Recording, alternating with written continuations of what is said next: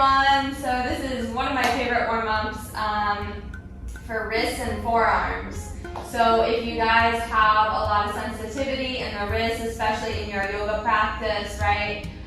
Or even workouts, if you're doing weights and you need to increase mobility in your wrists, this is a great warm-up that you can do and cool down. So just make sure that you guys don't push it. You want to feel the stretch, but you don't want to go beyond your comfort level. So it's going to be very uncomfortable, right? But you don't want to increase pain or create pain in your wrists. So just make sure that you listen to your body. We're going to start with some circles with our wrists. So I want you just to move in one direction, and then you're going to circle out your wrists in the other direction. Keeping the core actually engaged here. If you need to raise your hips, you can also raise your hips too. We're going to reverse the direction now. And now just flick out your fingers. So we're just creating some movement. Good. So we're going to start off with flashlights, okay? You're going to reach your arms up.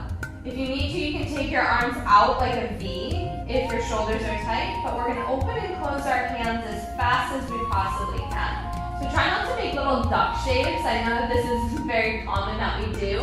You're still working your wrist, but I want you to really spread the fingers. If you're doing this right, you should feel your forearms literally within seconds. So we're going to do this for 10 more. 9, 8, 7, 6, 5, 4, 3, 2, 1. Now turn your palms in towards each other for another 10, 9, 8, 7, 6, 5, 4, 3, 2, 1, and release. Shake it out. So you should have felt that all the way up in your forearms, right? Maybe even in your wrists. So what we did was, that's actually strengthening the extensors in our forearms, which helps support our wrist strength. Shake it out for a couple more seconds. And then we're going to come onto our hands and our knees. So you're going to spin your fingers back towards the knees. If you need more, walk your hands further forward. Maybe soften your elbows, micro bend your elbows, getting into the forearms a tiny bit more, and work the heels of the palms down to the ground. Try to keep the rib cage wrapping in rather than just letting your belly go. And breathe.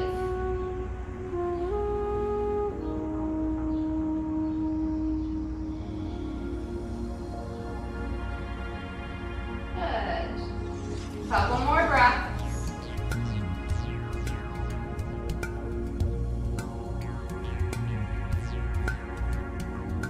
And now slowly release. You're going to take the backs of your hands onto the ground. Fingers are facing your knees.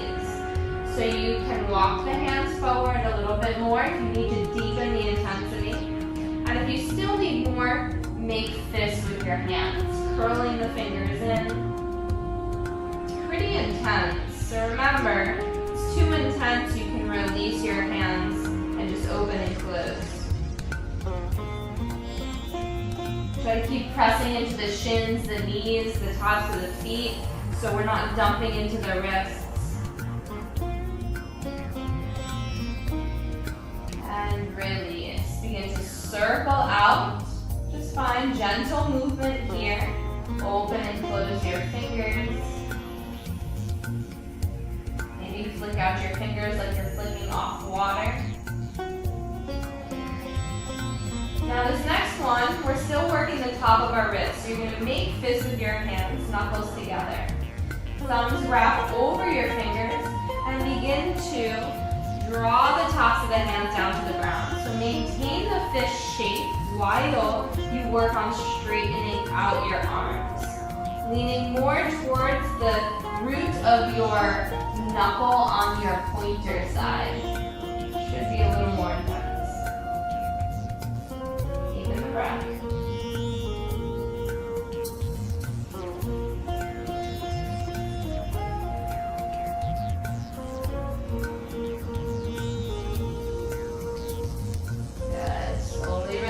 Circle out the wrists. So just finding some more movement. Now you're going to take the heels of your palms together and you're going to take your fingers and spread them nice and wide.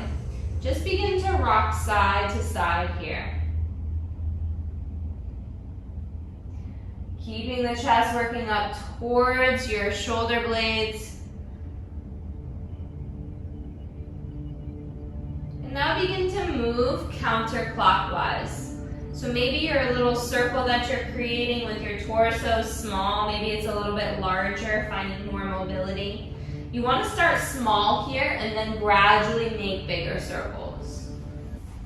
Still circling to the left.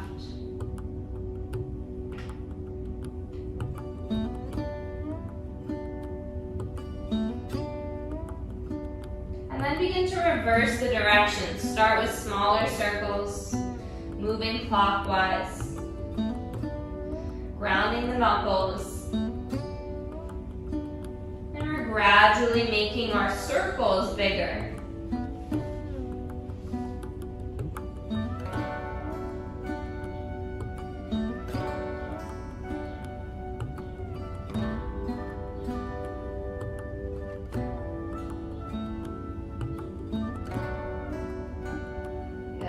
Come back to center, sit on your heels, and again, circle out your wrists, flick out your fingers, just for a few seconds.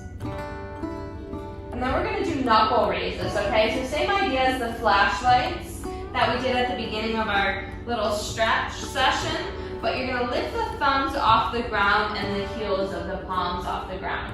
The thumbs stay lifted. You wanna lower and lift, nice and slow. Notice if you're leaning onto either the pinky edge side or the pointer side of your hand, and I want you actually to create duality in the lifting up and lowering down. So we're distributing the weight evenly. We're gonna do 5 more. 4, 3, 2, and 1. Now what I want you to do is lift up on the pointer side of your hand, roll over to the pinky edge side and come down. Come up on the pointer, roll over to the pinky and come down. And just take a few of these, working up to about 5.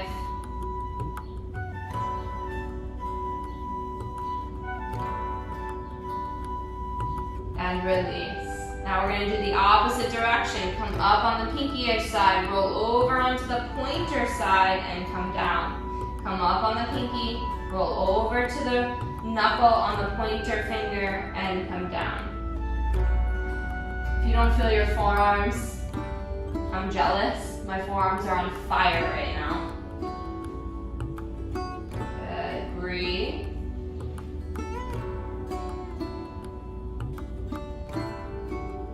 And release. Just spin your fingers back and take a couple cat-cow movements here, finding fluid circulation.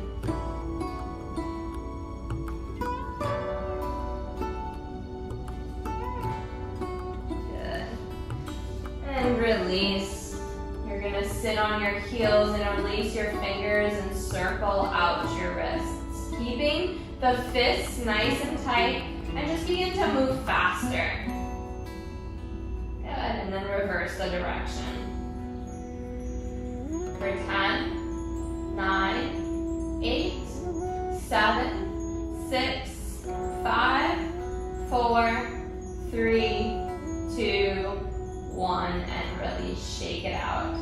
Guys, if you're practicing arm balances, handstands, so any inversions, if your wrists get sore or very tight in your workouts, please try doing this a few times a week, specifically before and after you're on your hands or you're using your forearms and your wrists a lot, okay? Let me know if you have any feedback. I hope this helps, and I will see you in the next class. Thanks.